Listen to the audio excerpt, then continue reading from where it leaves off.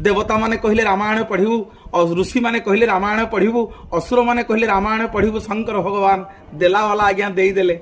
केमिति देले ना तीन भाग में बांटी देले। देवता मानक देले 33 कोटी 33 लक्ष 33,333 श्लोक। एमिति आज्ञा देवता ऋषि आ असुर मानक बांटी देले। शेष को गोटे श्लोक बलिला। देवता माने कहले आमको दियंतु, ऋषि माने कहले आमको दियंतु, असुर माने कहले आमको दियंतु। पुणी शंकर चिंता कले मु देला वाला।